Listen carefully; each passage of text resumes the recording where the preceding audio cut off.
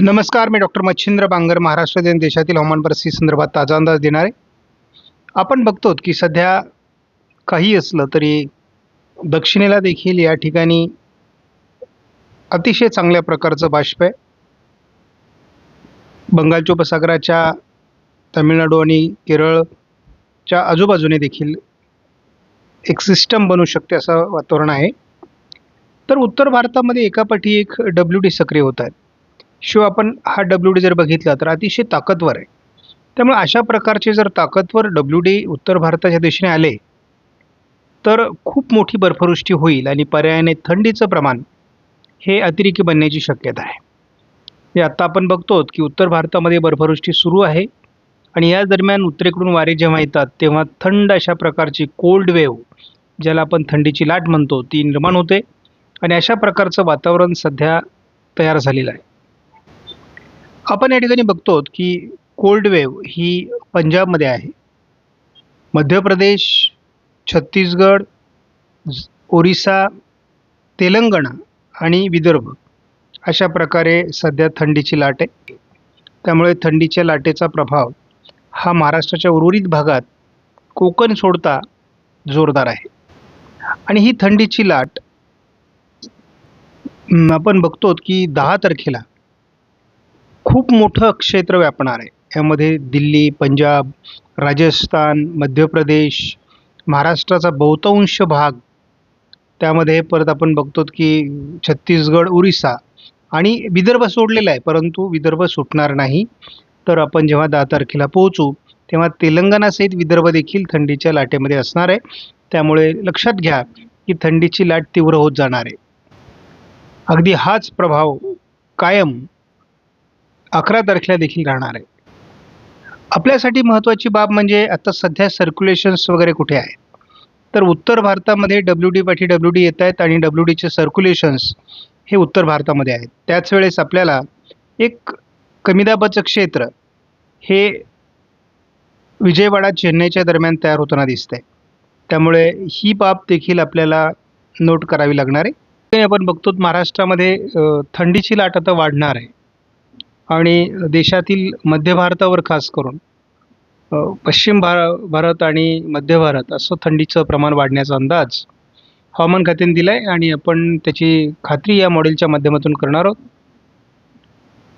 साधारण 11, 12 आणि 13 तारखेला किंवा अगदी 14, 15 तारखेपर्यंत थंडीची लाट महाराष्ट्रामध्ये देखील राहणार आहे.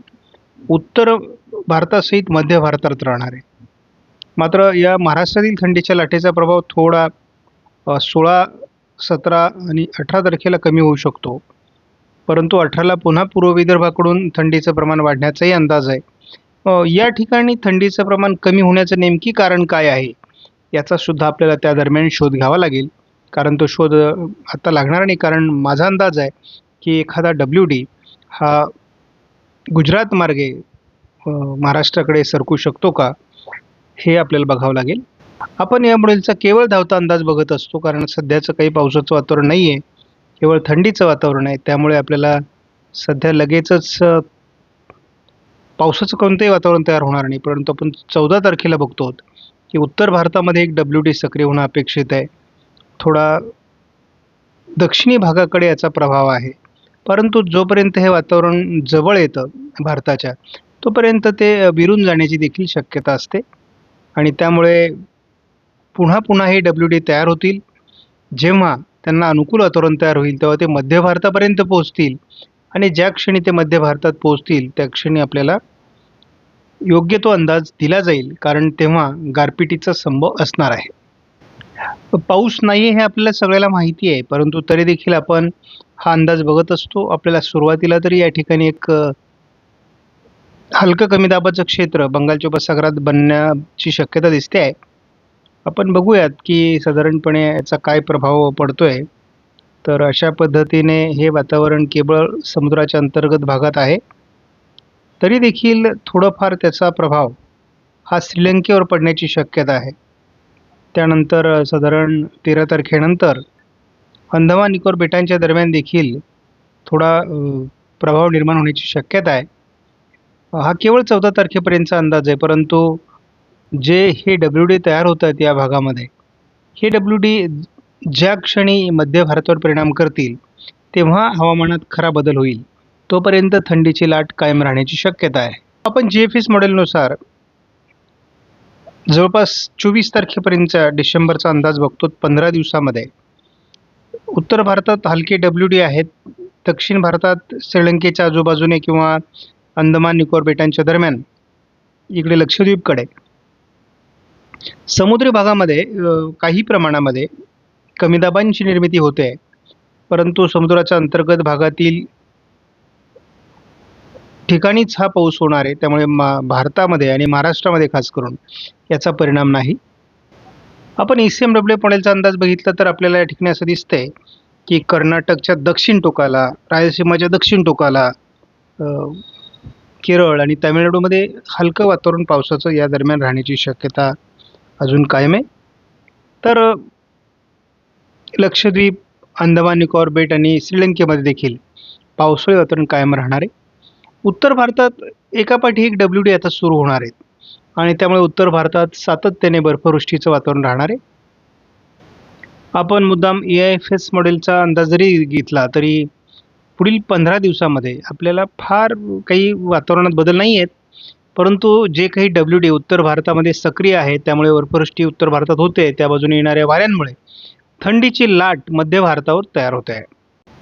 आपण जरी धावता अंदाज बघितला पुढील 5 दिवसाचा, कारण आता सध्या आपण या मॉडेलचा केवळ 5 दिवसाचा अंदाज बघतो, तर 5 दिवसामध्ये आपल्याला असं विशेष काही बदल दिसत नाही आहे. थोडी ढगाळ परिस्थिती किनारपट्टी भागामध्ये आहे.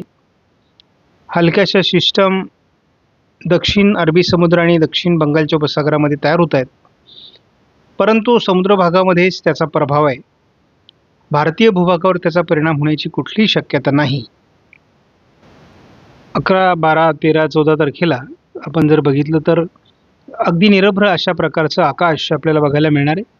आणि जर अशा प्रकारचं निरभ्र आकाश असेल तर थंडीचं लाट या ठिकाणी सक्रिय राहील. उद्या पहाटे 5 वाजता आपण जर बघितलं 9 तारखेला तर गोंदियामध्ये आपल्याला 12°C तापमान दिसतंय. इतरत्र बऱ्याच ठिकाणी 13 ते 12°C तापमान दिसतंय. म्हणजे महाराष्ट्राच्या बहुतांश भागात थंडीची लाट असणार आहे. 10 तारखेला बऱ्याच ठिकाणी 1% घट होताना दिसते. आपण या ठिकाणी बघतो 10°C गोंदियामध्ये आपल्याला टेम्परेचर दिसते. याचा अर्थ असा आहे की बहुतांश महाराष्ट्रामध्ये 11 तारखेला थंडीची लाट असणार आहे. तीच परिस्थिती आपल्याला 12 तारखेलाही बघायला मिळेल. म्हणजे थोडक्यामध्ये पुढील 5 दिवसामध्ये आपल्याला महाराष्ट्रामध्ये थंडीची लाट बघायला मिळू शकते. त्यामुळे पुढील 5 दिवस प्रत्येकाने काळजी घेणं आवश्यक आहे, कारण आपल्याला महाराष्ट्राच्या बहुतांश भागामध्ये थंडीच्या लाटेचा तीव्र प्रभाव निर्माण होण्याचा अंदाज दिसतोय. आपणास व्हिडिओमधील माहिती महत्त्वपूर्ण वाटल्यास लाईक करा, शेअर करा, चॅनलला सबस्क्राईब करा. धन्यवाद. जय हिंद, जय महाराष्ट्र, जय बळीराजा.